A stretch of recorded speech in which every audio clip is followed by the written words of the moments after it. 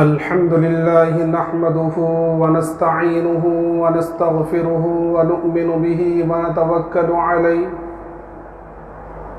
ونعوذ بالله من شرور أنفسنا ومن سيئات أعمالنا من يهد الله فلا مضل له ومن يضلله فلا هادي له ونشهد أن لا إله إلا الله وحده لا شريك له ولا نظير له ولا معين له ولا مشير له ولا مثال له ولا مثل له ونشهد أن سيدنا وسندنا وشفيعنا وحبيبنا ومولانا محمدا عبده ورسوله أما بعد فقد قال الله تبارك وتعالى في القرآن المجيد والفرقان الحميد فأعوذ بالله من الشيطان الرجيم بسم الله الرحمن الرحيم إن تجتنبوا كبائر ما تنهون عنه نكفر عنكم سيئاتكم صدق الله العظيم۔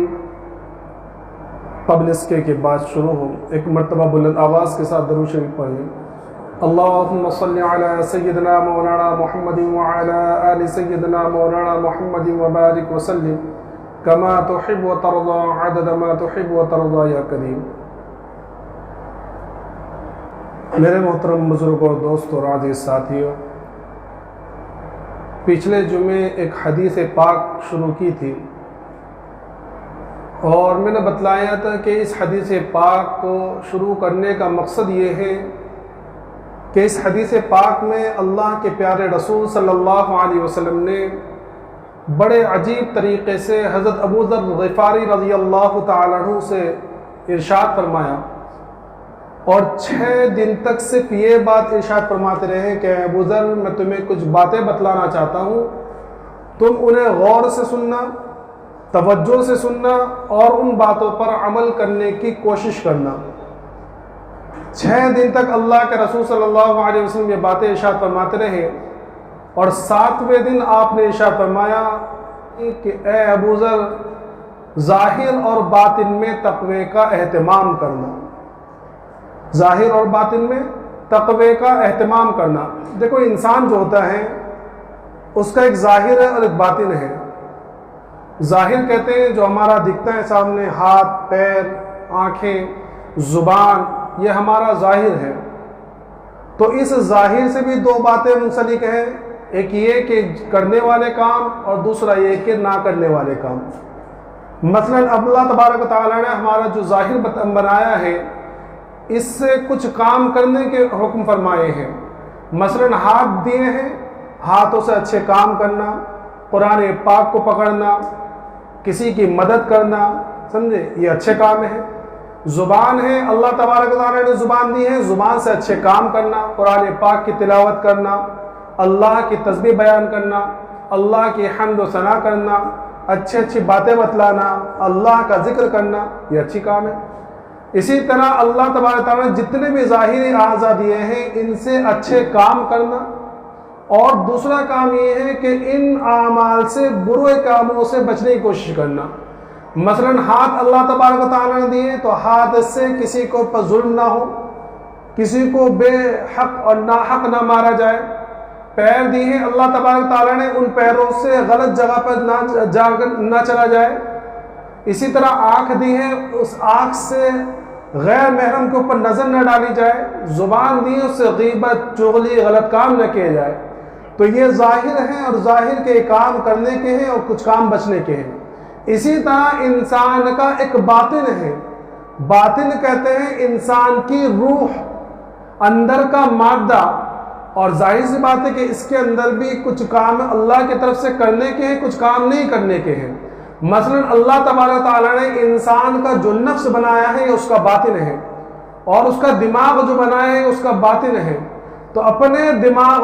سے اچھے خیالات لانا، اپنے دماغ میں اچھے کام کرنے کی تو خواہش کرنا، اپنے دماغ سے اچھی باتیں سوچنا، اللہ کے بارے میں غور و فکر کرنا، اللہ کی جو صفات ہیں ان کے بارے میں غور و فکر کرنا، یہ اچھے کام ہیں۔ اور اسی طرح اس نفس سے برے برے خیالات، کسی کے بارے میں اپنے نفس میں کینہ رکھنا،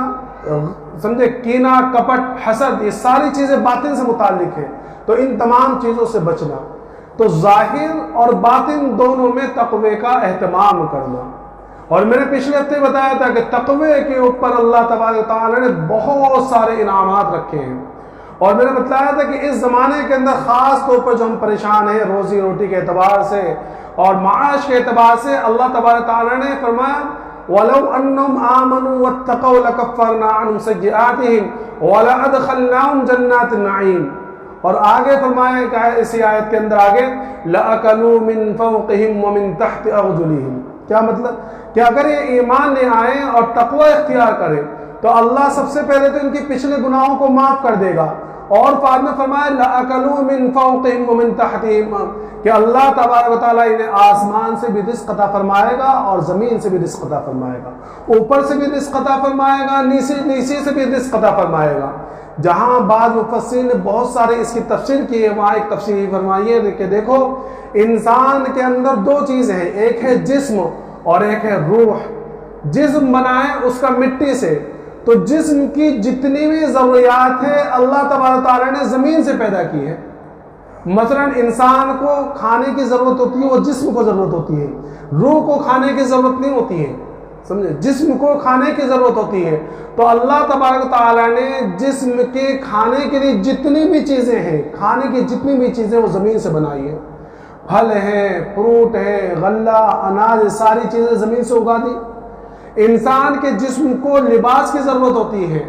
کپڑوں کی ضرورت ہوتی ہے، تو اللہ تبارک تعالیٰ نے انسان کے لباس کی ضرورت جو ہوتی ہے وہ بھی زمین سے بنائی ہے۔ کپاس ہے، کپاس کے ذریعے جو ہے دھاگا بنتا ہے، اس کے ذریعے کپڑا سلتا ہے۔ ریشم کا کیڑا جو ہوتا ہے وہ زمین میں ہوتا ہے، اس کے بعد وہ درختوں کے پتے چوستا ہے، اس کے بعد اس سے ریشم نکلتا ہے، تو اس کے لباس کا انتظام بھی اللہ تبارک تعالیٰ نے زمین سے کیا ہے۔ بات سمجھ میں آ رہی ہے؟ چونکہ انسان کا جسم مٹی سے بنا ہے تو اللہ نے جسمانی ضروریات کی ساری چیزیں مٹی سے بنائی ہیں، زمین سے بنائی ہیں، اور انسان کی روح جو ہوتی ہے وہ عالم امر سے آئی ہے۔ وَيَسْأَلُونَكَ عَنِ الرُّوحِ قُلِ الرُّوحُ مِنْ أَمْرِ رَبِّي، وہ لوگ پوچھتے ہیں کہ روح کے بارے میں آپ سے سوال کرتے ہیں، آپ بتلا دیجئے کہ روح تو یہ عالم امر سے آئی ہے، یہ میرے رب کا حکم ہے۔ تو اللہ تبارک تعالیٰ نے روح کی جتنی غذا ہے، روح کی جو غذا ہے وہ کیا ہے؟ وہ اللہ کے ذکر ہے، اللہ کی تسبیح ہے، اللہ کی طرف سے آنے والی نورانیت ہے۔ تو اللہ نے یہ ساری چیزیں آسمان سے اتاری ہیں۔ انسان جب ذکر کرتا ہے اللہ تبارک تعالیٰ کا، اللہ کی تسبیح بیان کرتا ہے، وہ نمازوں کو پابندی سے ادا کرتا ہے، وہ اللہ کی نافرمانی نہیں کرتا، تو اس کی روح کو غذا ملتی ہے، اس کی روح کو سکون ملتا ہے، اس کی روح کو اطمینان حاصل ہوتا ہے۔ تو یہ ساری چیزیں کہاں سے آتی ہے؟ آسمان سے آتی ہے۔ تو اسی لیے مفسر نے فرمایا کہ یہاں جو فرمایا ہے لَأَكَلُوا مِن فَوْقِهِمْ وَمِن تَحْتِ أَرْجُلِهِمْ، کیا مطلب یہ کہ انسان جب تقوی اختیار کرتا ہے تو اللہ تبارک تعالیٰ اس کی جسمانی ضروریات بھی پوری کرتے ہیں اور روحانی ضروریات بھی پوری کرتے ہیں۔ اس لیے آپ دیکھیں کہ جو متقی حضرات ہوتے ہیں وہ کبھی کبھی ایسا ہوتا بھی ہے کہ بظاہر جسمانی اعتبار سے وہ پریشان ہو، لیکن روحانی اعتبار سے بڑے سکون میں ہوتے ہیں، روحانی اعتبار سے بڑے سکون سے، آرام سے، چین سے ہوتے ہیں۔ اس لیے آپ یہاں سمجھیے کہ حضرت ایوب علیہ السلام کے بارے میں آپ نے سنا ہوگا کہ ایوب علیہ السلام کو اللہ تبارک تعالیٰ نے بطور آزمائش ایک بیماری میں مبتلا کیا، اور وہ بیماری ایسی لگی آپ کو کہ آپ کا پورا بدن جو ہے وہ خراب ہو گیا، صرف ایک زبان تھی جو محفوظ تھی، باقی پورے بدن کے اندر جو زخم ہو گئے تھے۔ اور اس حالت میں لکھا ہے کہ تقریباً 7 سال، اور بعض مفسرین نے لکھا 70 سال اسی حالت میں رہے ہیں کہ صرف زبان محفوظ ہے، باقی پورا بدن جو ہے زخموں سے چورے چور ہے۔ تو کتنی تکلیف ہوتی ہوگی بظاہر جسمانی اعتبار سے۔ لیکن کسی نے پوچھا حضرت ایوب علیہ السلام سے کہ آپ کی وہ جو بیماری والے حالت ہے بڑے کرب میں گزرتے ہوں گے، تو کہنے لگے کہ جتنا مزہ اس بیماری کی حالت میں مجھے آیا میں نے کبھی زندگی میں نہیں پایا۔ کیوں؟ کیونکہ فرماتے ہیں کہ اس بیماری کی حالت میں اللہ تبارک و تعالیٰ روزانہ 2 مرتبہ مجھ سے کلام فرماتے تھے اور مجھ سے دریافت کرتا تھا اللہ تبارک و تعالیٰ کہ ایوب کیا حالت ہے۔ تو اللہ کا یہ دریافت کرنا اور اللہ کا مجھ سے یہ پوچھنا کہ ایوب کیا حالت ہے، میرا پورا دن اس سرور کے اندر گزر جایا کرتا تھا، مجھے پتہ ہی نہیں چلتا تھا۔ تو جو متقی حضرات ہوتے ہیں، جو تقوی اختیار کرتے ہیں، اللہ تبارک تعالیٰ ان کو جسمانی ضروریات بھی پورا کرتے ہیں اور جسمانی اعتبار سے بھی آرام فرماتے ہیں، آرام دیتے ہیں، اور روحانی اعتبار سے بھی وہ سکون کے اندر، اطمینان کے اندر ہوتے ہیں۔ اس لیے اللہ تبارک تعالیٰ کیا فرمایا، الا بذکر اللہ تطمئن القلوب، کہ آرام کو ڈھونڈنے والوں اور چین کو ڈھونڈنے والوں اور سکون کو تلاش کرنے والوں ادھر ادھر نہ بھٹکو، الا بذکر اللہ تطمئن القلوب، یہاں آؤ، اللہ کے ذکر سے دلوں کو اطمینان ملتا ہے۔ تو پہلی چیز کیا فرمائی کہ اپنے ظاہر اور باطن میں تقوی کا اہتمام کرو۔ دوسری چیز کیا فرمائی؟ دوسری چیز فرمائی کہ دیکھو، جب بھی کوئی گناہ ہو جائے، اللہ کی نافرمانی ہو جائے، کوئی بدی کا والا کام ہو جائے، کوئی اللہ کی نافرمانی والا کام ہو جائے، تو فوراً اس کے بعد میں نیکی کر لینا، تمہارا یہ نیکی کرنا تمہارے گناہوں کو مٹا دے گا۔ دیکھو، گناہ سے دنیا کے اندر صرف دو مخلوق جو ہے معصوم ہیں، ایک ہے فرشتے اور دوسرے انبیاء کرام۔ فرشتے گناہ نہیں کر سکتے کیونکہ اللہ تبارک تعالیٰ نے فرشتوں کے اندر گناہ کا مادہ ہی نہیں رکھا، وہ صرف اللہ کی فرمانبرداری کرتے ہیں، وہ صرف اللہ کی فرمانبرداری میں لگے ہوئے ہیں، وہ نمازوں میں لگے ہوئے ہیں، تسبیحات میں لگے ہوئے ہیں، وہ ایک اللہ کے ایک ایسی مخلوق ہیں جن کے بارے میں اللہ ہی جانتا ہے، وہ گناہوں سے معصوم ہیں۔ دوسری مخلوق ہے وہ انبیاء کرام، کہ انبیاء کرام رہتے تو بشر ہی ہیں، انسان ہی ہیں، انسان کے علاوہ کوئی دوسری مخلوق نہیں ہے، لیکن اللہ تبارک تعالیٰ نے انبیاء کرام کو معصوم عن الخطا بنایا ہے، گناہوں سے معصوم بنایا ہے۔ اور اس کی وجہ یہ ہے کہ دیکھو، نبی جو ہوتا ہے وہ اپنی امت کا اور اپنی قوم کے لیے آئیڈیل اور نمونہ ہوا کرتا ہے۔ اگر وہی گناہوں کے اندر ملوث ہوگا تو وہ کیسے نمونہ بنے گا؟ سمجھ میں؟ اگر کوئی نبی اللہ نہ کرے، گناہ کرے اور وہ اپنی امت کو اللہ کی فرمانبرداری کا حکم دے تو اس کی امت اس کی بات کیسے مانے گی؟ اس لیے نبی جو ہوتا ہے وہ معصوم عن الخطا ہوتا ہے، معصوم عن العصیان ہوتا ہے، وہ غلطی سے معصوم ہوتا ہے، وہ محفوظ ہوتا ہے اور وہ گناہوں سے بچا ہوا ہوتا ہے، سارے نبی کرے۔ اس کے علاوہ جتنے بھی لوگ ہیں وہ معصوم نہیں ہیں، سمجھے؟ ہاں، یہ الگ بات ہے کہ وہ اللہ کی عبادت کرتے ہوئے اور اللہ کی فرمانبرداری کرتے ہوئے اس مقام تک پہنچ جائے کہ وہ گناہ کا تصور ان سے نہ ہو، یہ الگ بات ہے، لیکن وہ معصوم نہیں ہوتے۔ تو اللہ تبارک تعالیٰ نے بھی کسی کو معصوم عصمت کا مکلف نہیں بنایا،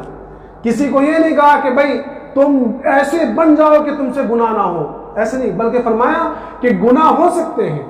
گناہ ہوں گے، لیکن اگر گناہ ہو جائے تو ساتھ میں عمل یہ بتلا دیا کہ جب بھی کوئی گناہ ہو جائے فوراً اس کے بعد میں کوئی اچھا عمل کر لو، یہ تمہارا اچھا عمل کرنا تمہارے گناہ کو مٹا دے گا اور تمہارے نام اعمال میں گناہ کم ہوں گے۔ سمجھ میں آ رہا ہے؟ اس لیے فرمایا ان تجتنبوا کبائر ما تنہون عنہ نکفر عنکم سیئاتکم۔ اللہ تبارک تعالیٰ نے فرما دیا کہ اگر تم کبیرہ گناہوں سے بچو، جو بڑے بڑے گناہ ہیں، گناہ کبیرہ ہے، اگر تم گناہ کبیرہ سے بچو گے تو اللہ تبارک و تعالیٰ تمہارے صغیرہ گناہ خود ہی معاف کر دیں گے۔ تو اگر گناہ ہو جائے بالفرض تو فوراً نیکی کر لو۔ اس لیے اللہ تعالیٰ کے رسول صلی اللہ علیہ وسلم نے جو اس امت پر سب سے زیادہ شفیق، سب سے زیادہ مہربان ہے، تو اللہ کے رسول صلی اللہ علیہ وسلم نے اعمال بتلائے کہ دیکھو یہ اعمال کرو، یہ اعمال تمہارے گناہوں کو مٹا دیں گے۔ لیکن یاد رکھیے اعمال جو گناہوں کو مٹانے والے ہیں وہ سارے گناہ صغیرہ ہیں۔ میں ہمیشہ یہ بات کہتا ہوں کہ گناہ کبیرہ بغیر توبہ کے معاف نہیں ہوتے،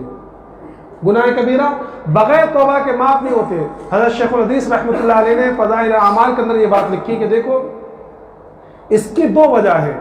ایک وجہ تو یہ ہے کہ اول تو ایک مسلمان کی شان ہی نہیں ہے کہ وہ اللہ کی نافرمانی کرے، وہ گناہ کبیرہ کا ارتکاب کرے۔ کیونکہ گناہ کبیرہ کس کو کہتے ہیں؟ گناہ کبیرہ کہتے ہیں اس کو کہ اللہ نے اس عمل کے اوپر وعید بتلائی ہو، یا اللہ اور اس کے رسول نے کسی عمل کے اوپر وعید بتلائی ہو اور اس کو بعد وہ عمل کرنا۔ مثلا کہ اللہ تبارک تعالیٰ نے فرمایا کہ زنا کرنا بہت سخت گناہ ہے، اور اللہ کے رسول نے زنا کے اوپر گناہوں کو گنایا ہے اور اس کو بتلایا کہ زنا سے بچو۔ قرآن کہہ رہا وَلَا تَقْرَبُوا الزِّنَا، زنا کے قریب بھی مت جاؤ۔ اب اگر کوئی شخص زنا کرے تو زنا کرنا یہ گناہ کبیرہ ہے، سمجھ میں آ رہا ہے؟ یا کہ اللہ تبارک تعالیٰ نے یا اس کے رسول نے کسی کام کے کرنے کا حکم دیا اور پھر وہ کام نہ کرو تو یہ گناہ کبیرہ ہے۔ مثلا اللہ اور اس کے رسول نے ارشاد فرمایا کہ نماز پڑھو، اللہ رب العزت نے ارشاد فرمایا اقیم الصلاۃ، نماز قائم کرو۔ اللہ کے رسول نے فرمایا کہ نماز پڑھو، نماز کا چھوڑنے والا گویا ایسا ہے جیسے اس نے کفر والا عمل کیا۔ تو اب اگر کوئی شخص نماز چھوڑ دیتا ہے، کوئی شخص نماز چھوڑ رہا ہے تو یہ گناہ کبیرہ کر رہا ہے۔ تو گناہ کبیرہ بغیر توبہ کے معاف نہیں ہوتے۔ تو فرمایا کہ اول تو کسی مسلمان کی شان ہی نہیں کہ وہ گناہ کبیرہ کرے، اور دوسری وجہ یہ ہے کہ اگر کسی سے بالفرض ہو بھی جائے تو مسلمانی شان یہ ہے کہ فوراً جب تک وہ رو دھو کر اور اللہ سے سچی پکی توبہ کر کر اپنے گناہ کو معاف نہ کروا لے اس وقت تک اس کو چین نہ پڑے۔ تو جب بھی گناہ کبیرہ اگر ہو جائے بالفرض تو فوراً اللہ سے دعا مانگ لو، فوراً استغفار کر لو، فوراً اللہ کے سامنے سچی پکی توبہ کر لو، فوراً اللہ سے معافی مانگو، اللہ فوراً تمہارے گناہوں کو معاف کر دے گا۔ اللہ کے رسول صلی اللہ علیہ وسلم نے کہ اگر کوئی شخص دن کے اندر 70 مرتبہ گناہ کا ارتکاب کرے اور 70 مرتبہ وہ سچی پکی توبہ کرے تو اللہ پھر بھی اس کو ہر دفعہ معاف کرے گا۔ یہ کبھی کبھی ہمارے ذہن میں شیطان وسوسہ ڈالتا ہے، ارے یار ابھی تو توبہ کی تھی، اب گناہ ہو گیا، اب کیا کروں، اللہ مجھے پتہ نہیں معاف کرے گا نہیں کرے گا، میں اتنا گنہگار نہیں۔ اگر تم سے گناہ ہو جائے، دن میں 70 مرتبہ گناہ ہو رہے لیکن ہم 70 مرتبہ سچی پکی توبہ بھی کر رہے ہیں تو اللہ تبارک تعالیٰ ہمارے سارے گناہوں کو معاف کر دے گا۔ لیکن اس کا مطلب یہ نہیں ہے کہ ہم گناہ کرتے رہیں۔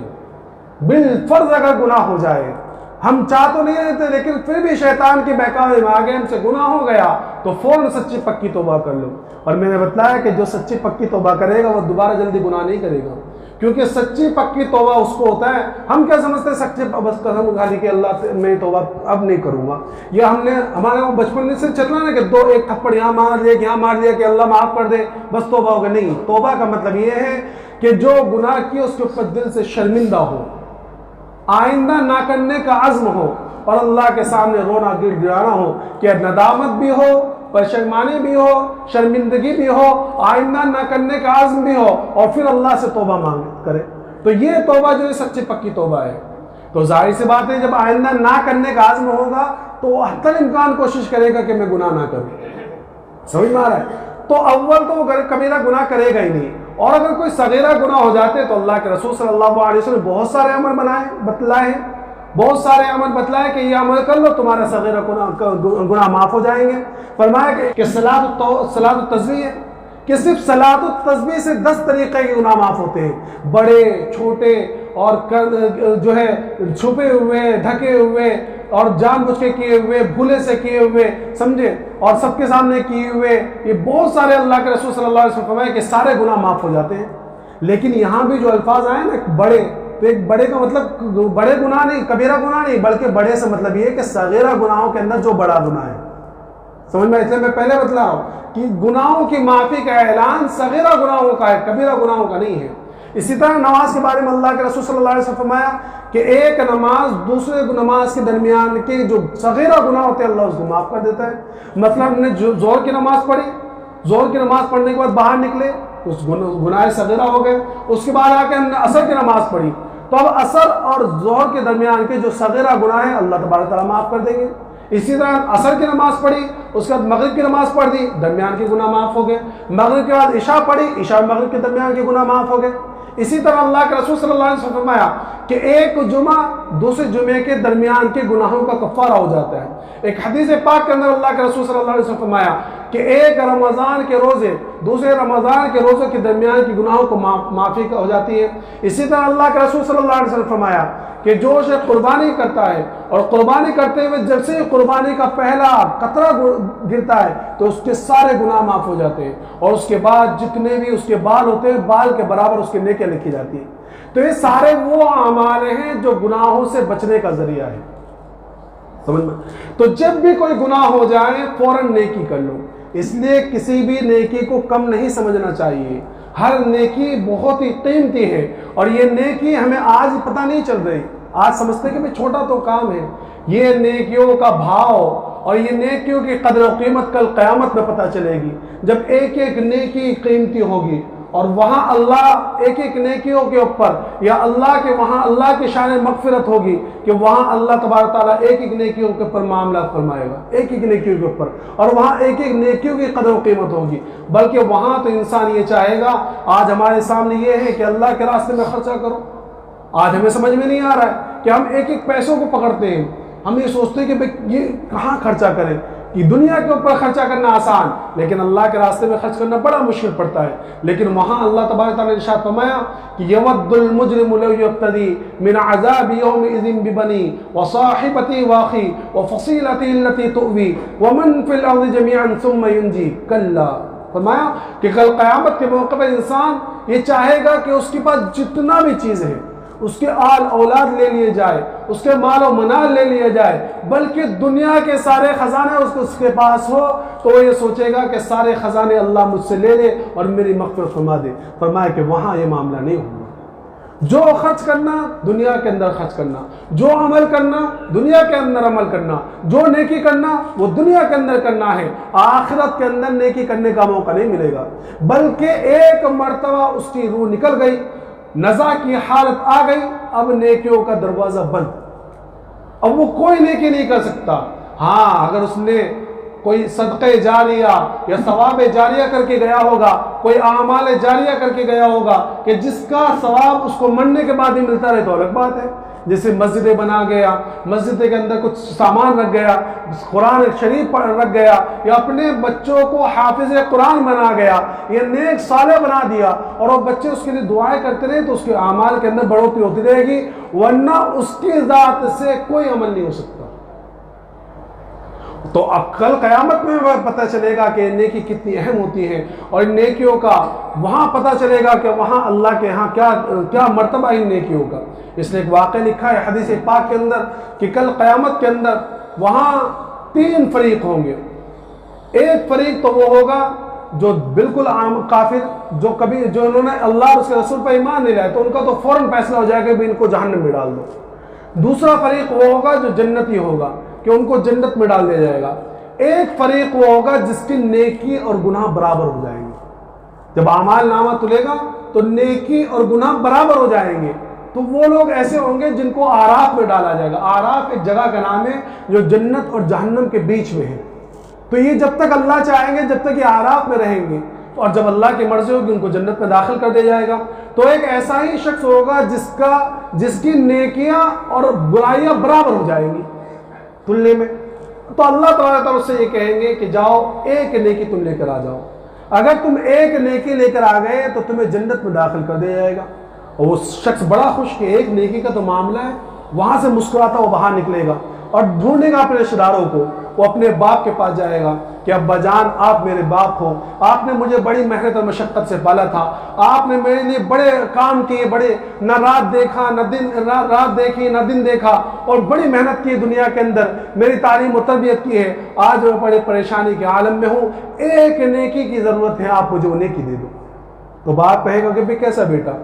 میں تمہیں نہیں پہچانتا، آج تو میرے خود کے لالے پڑے ہوئے ہیں، ایک ایک نیکیوں کا معاملہ ہے، میں نے دنیا میں جو کیا وہ ختم ہو گیا، آج میرا تیرا کوئی رشتہ نہیں ہے، میں تجھے اپنی لینے کے لیے نہیں دے سکتا۔ وہ وہاں سے آگے جائے گا، آگے جا کے اپنی ماں کے پاس جائے گا کہ اماں جان تم نے مجھے پیٹ میں رکھا، تم نے مجھے 2 سال دودھ پلایا، تم نے مجھے بڑی مشقت سے پالا، تم مجھ سے بڑی محبت کیا کرتی تھی، آج میری ایک نیکی کا مسئلہ ہے، ایک نیکی آپ مجھے دے دو، میرے جنت میں داخلے کا ٹکٹ مل جائے گا۔ ماں کہے گی کہ میں نہیں پہچانتی تجھے، میں تجھے نہیں پہچانتی، کون بیٹا، کیسا بیٹا؟ اس طرح وہ سارے رشتہ داروں کے پاس جائے گا، باپ کے پاس، ماں کے پاس، بہن کے پاس، بیٹے کے پاس، بیوی کے پاس، بیٹے کے پاس، اپنے جگری یار کے پاس، جن کے لیے اس نے دنیا کے اندر جھوٹ بولا ہوگا، چوری کی ہوگی، ڈاکہ ڈالا ہوگا، غبن کیا ہوگا، حقوق مارے ہوں گے، سارے کے پاس جائے گا، سارے انکار کر دیں گے، ایک نیکی دینے کے لیے تیار نہیں ہوگا۔ وہ بڑا مایوس، افسردہ، پریشان اور سارے اس سے دھتکارا ہوا چلتا ہوا واپس آتا ہوگا کہ اب تو میرے جہنم میں جانے کا فیصلہ پکا ہے۔ جب واپس آتا ہوگا کہ تو رستے میں اسے ایک بوڑھے میاں ملیں گے، ایک شخص ملے گا، وہ کہے گا، اسے آواز دے گا، لیکن وہ اتنا دھن میں ہوگا کہ وہ آواز نہیں سنے گا۔ وہ بڑے میاں، وہ انسان ان کو بار بار پکارے گا، جب بار بار پکارے گا تو متوجہ ہوگا کہ بھئی کیا بات ہے، تو وہ کہے گا کہ بھئی وہ بوڑھے میاں اور وہ شخص اس سے کہے گا کہ بھئی کیا بات ہے، کیوں پریشان ہو؟ تو وہ کہے گا کہ بھئی جاؤ اپنا کام کرو، میں ویسے ہی اپنے دھن میں اور لوگوں کا دھتکارا ہوا ہوں، سب نے مجھے منع کر دیا، تم میرے کیا کام کرو آؤ گے؟ تو وہ کہے گا کہ بھئی بتلاؤ تو صحیح کہ کیا معاملہ ہے؟ کہنے لگے گا کہ میری نیکی اور برائیوں کا پلڑا برابر ہو گیا، اور اللہ نے مجھ سے کہا تھا کہ ایک نیکی لے کر آ جاؤ، تمہاری جنت میں جانے کا فیصلہ کر دوں گا، لیکن ایک نیکی کے لیے مجھے میرے باپ نے دھتکار دیا، ماں نے بھی انکار کر دیا، بھائیوں نے، بہنوں نے، بیوی نے، بیٹے نے، سب نے انکار کر دیا ہے۔ اب میں بالکل مایوس اللہ کے پاس جا رہا ہوں کہ پتہ نہیں میرا کیا معاملہ، ہو سکتا میرے جہنم میں جانے کا فیصلہ ہو جائے۔ تو بڑے میاں کہیں گے کہ بھئی ایک بات سن، کہ آج میرے ساتھ یہ معاملہ ہے کہ میرے پاس ایک نیکی کے علاوہ کوئی نیکی ہی نہیں ہے، میرے سارا دفتر جو ہے گناہوں سے بھرا ہوا ہے، اور میرے دفتروں نے آسمان کو بھر دیا، زمین کو بھر دیا، میرے پاس ایک نیکی کے علاوہ کوئی عمل نہیں ہے نیکی کا۔ ظاہر سی بات ہے جب تجھے اتنی ساری نیکیاں نہیں بچا سکتی اور تیری نیکیاں تیرے لیے کم پڑ گئی تو میری ایک نیکی مجھے کیا بچائے گی؟ تو ایک کام کر، یہ نیکی میں تجھے دیتا ہوں، میں تو ویسے بھی جہنم میں جانے والا ہوں، جا تجھے ایک نیکی دیتا ہوں، اس نیکی کو لے کے تو جنت پہ چلا جاؤ۔ اب یہ شخص بڑا خوش ہو کر وہاں آئے گا اور اللہ کے سامنے ایک نیکی کو پیش کرے گا، تو اللہ تبارک و تعالیٰ ارشاد فرمائیں گے کہ بھئی یہ نیکی تجھے کہاں سے مل گئی، کس نے تجھے یہ نیکی دی؟ تو کہے گا کہ ایسا ایسا شخص تھا جس نے مجھے ایک نیکی دے دی۔ اس وقت اللہ تبارک و تعالیٰ فرمائیں گے کہ اچھا آج کوئی مجھ سے زیادہ سخی بننا چاہتا ہے، آج کے دن میری سخاوت کے سامنے کوئی ٹکنا چاہتا ہے، جاؤ میں نے تجھے بھی بخش دیا اور جس نے تجھے یہ نیکی دی تھی میں نے اس کی مغفرت کر دی۔ تو یہ ایک ایک نیکیاں معمولی سمجھتے ہیں ہم، تو جب بھی نیکی کو کوئی معاملہ آ جائے، وہ آخرت کا زمانہ ہوگا، وہ قیامت کا ماحول ہوگا، اس کو معمولی نہ سمجھے، وہاں کی تیاریاں کریں، ایسے عمل کر کے جائیں کہ اللہ ہماری مغفرت کرے، کیونکہ وہاں جو اللہ کی شان غفاریت ہوگی اور وہاں جو اللہ کی شان رحیمی ہوگی، دنیا میں اس کی مثال پیش نہیں کی جا سکتی۔ ایک واقعہ اور بتلا کر مولانا احمد سعید دہلوی رحمۃ اللہ علیہ نے اپنی تقریر سیرت میں یہ واقعہ اور یہ حدیث بیان کی ہے، فرماتے ہیں کہ قیامت کا ہی موقع ہوگا، اللہ تبارک و تعالیٰ سارے انبیاء کرام کو بلائیں گے، جتنے بھی نبی آدم علیہ السلام سے لے کر آقا مدنی محمد عربی صلی اللہ علیہ وسلم تک سب کو بلائیں گے، اللہ کے رسول صلی اللہ علیہ وسلم بھی وہاں جائیں گے، تو اللہ تبارک و تعالیٰ ارشاد فرمائے گا کہ جاؤ اپنی امت میں سے کچھ لوگوں کو لے کر آؤ جن کو میں بخشوں۔ کیا فرمائیں گے؟ سارے انبیاء کرام سے کہیں گے کہ جاؤ اپنی امت میں سے کچھ ایسے لوگوں کو لے کر آؤ جن کو میں بخشوں، میں اپنی شان غفاریت دکھانا چاہتا ہوں۔ تو اللہ کے رسول صلی اللہ علیہ وسلم بھی آئیں گے، سارے انبیاء کرام اپنی امتوں میں جائیں گے، تو اللہ کے رسول بڑے افسردہ ہوں گے، تو وہاں آ کے جب وہاں آئیں گے جب اپنی امت کے پاس، تو صحابہ کرام پوچھیں گے کہ یا رسول اللہ کیا بات ہے، کیا مسئلہ درپیش ہے؟ تو فرمائیں گے کہ اللہ تبارک تعالیٰ نے اس طرح فرمایا ہے، تو صحابہ کرام کہیں گے کہ یا رسول اللہ کیا بات ہے، آپ کے امت میں تو بڑے بڑے غوث، ابدال، قطب اور بڑے بڑے اولیاء ہیں، آپ کسی کو بھی لے کے چلے جائیں گے، بہت سارے لوگ ہیں۔ تو اللہ کے رسول صلی اللہ علیہ وسلم صحابہ کرام کے مشورے سے کچھ لوگوں کو چنیں گے، بڑے نیک لوگوں کو، اور ان کو لے کر اللہ کے بارگاہ میں آئیں گے۔ جب اللہ کے سامنے ان لوگوں کو پیش کریں گے تو اللہ تبارک تعالیٰ ارشاد فرمائے گا کہ ان کو کہاں لے کر آ گئے، یہ کون لوگ ہیں؟ یہ تو وہ لوگ ہیں کہ ہم نے نمازوں کو فرض کیا تھا، ان سے نفلیں نہیں چھوٹتی تھی، ہم نے روزوں کو فرض کیا تھا رمضان کے، ان سے نفلی روزے نہیں چھوٹتے تھے، ہم نے زکوٰۃ فرض کی تھی، نفلی صدقات نہیں چھوڑتے تھے، یہ تو بڑے نیک لوگ ہیں۔ ہمارے بلانے کا مقصد یہ نہیں تھا کہ آپ نیک لوگوں کو لے کر آؤ، ہم یہ چاہتے ہیں کہ آج اپنے امت کے گنہگاروں کو لے کر آؤ، ان لوگوں کو لے کر آؤ جنہوں نے کبھی نماز نہیں پڑھی، ان لوگوں کو لے کر آؤ جنہوں نے کبھی روزہ نہیں رکھا، ان لوگوں کو لے کر آؤ جنہوں نے کبھی زکوٰۃ ادا نہیں کی۔ ہم آپ کے امت کے نافرمانوں کو بلانا چاہتے ہیں، اب ہم اپنی شان غفاریت کو پیش کرنا چاہتے ہیں۔ تو اللہ کے رسول صلی اللہ علیہ وسلم فوراً سجدے میں گر جائیں گے، اور سجدے میں گرنے کے بعد حمد و ثنا کے بعد اللہ کے سامنے ارشاد فرمائے گی کہ اللہ تم میرے امت کے گنہگاروں کو بلا کر مجھے رسوا کرنا چاہتا ہے؟ آج ساری دنیا کے سارے آدم علیہ السلام سے لے کر عیسیٰ علیہ السلام تک سارے انبیاء کرام کھڑے ہیں، ان کی امتیں وہاں کھڑی ہیں، ان کے سامنے تو میرے امت کے گنہگاروں کو بلا کر مجھے رسوا کرنا چاہتا ہے؟ تو اللہ تبارک تعالیٰ ارشاد فرمائیں گے کہ نہیں، آج میں ان کو بلا کر اس لیے بلا رہا ہوں تاکہ میں اپنی شان غفاریت بتلاؤں، اور میں ان کو بخشوں گا تاکہ بخشنے والا کہلاؤں، اور میں ان کو معاف کروں گا تاکہ معاف کرنے والا کہلاؤں، اس لیے اپنی امت کے گنہگاروں کو لے کر آؤں۔ اللہ کے رسول صلی اللہ علیہ وسلم پھر واپس آئیں گے، صحابہ کرام پوچھیں گے کہ یا رسول اللہ کیا بات ہے، جب اللہ کے رسول صلی اللہ علیہ وسلم سارا معاملہ پیش کریں گے اور بتلائیں گے تو صحابہ کرام بھی حیران کہ کیا بات ہوئی، یہ کیا بات؟ تو پھر اللہ کے رسول صلی اللہ علیہ وسلم فرمائیں گے کہ اللہ نے میری امت کے گنہگاروں کو بلایا تاکہ اللہ اپنی شان غفاریت کو بلائے،